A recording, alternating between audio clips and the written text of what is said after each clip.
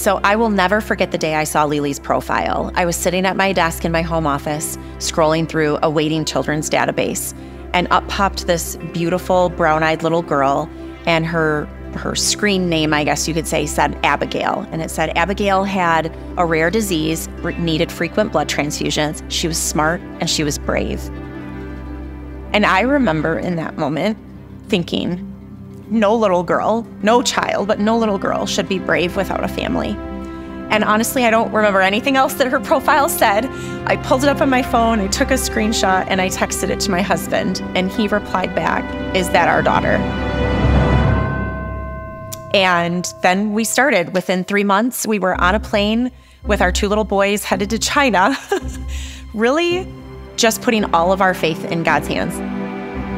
I remember feeling completely overwhelmed with how perfect she looked and everything about her, like her eyes, her smile, how she sat, just thinking, I can't believe this is my daughter. I can't believe how lucky I am to be in this moment, this blessing for our family.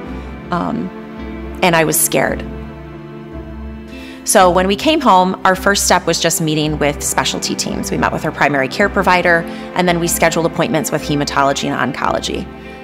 However, within 5 days of being home, we were admitted to the inpatient unit at Helen DeVos because LiLi's hemoglobin levels dropped so drastically low, she was at risk for a stroke. Really, that was the start of how different our life was about to be.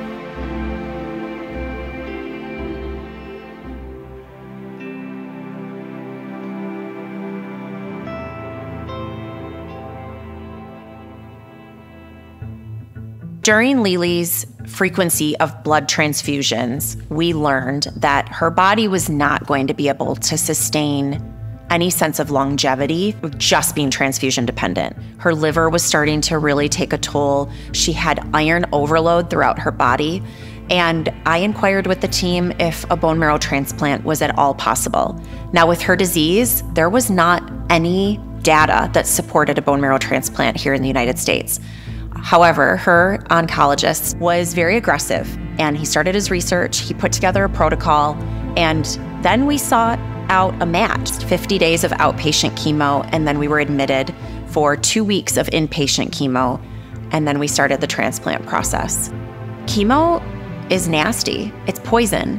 It's a necessary evil in the case of a bone marrow transplant, but it made my little girl so sick. And to watch your child go through something and also not know if it was going to work is a true test of your faith. We ended up being inpatient for nearly 9 weeks. From a connection standpoint between LiLi and I had really started to evolve into her mom, but to say that we had attached, deeply, intimately, like grafted with each other, I use the word graft because that's what you look for in a transplant, but that is what happened with LiLi and I. She was able to be, in that experience, incredibly vulnerable with me as her caretaker to hold her in her darkest moments. And for us post-transplant, our relationship as mother and daughter, I would almost say it's almost like there hasn't been a day we weren't in each other's life. Kidding. Do you feel like when you play with your friends, you have more energy now? Yeah. Yeah. What's your favorite thing to do with your friends? Play games.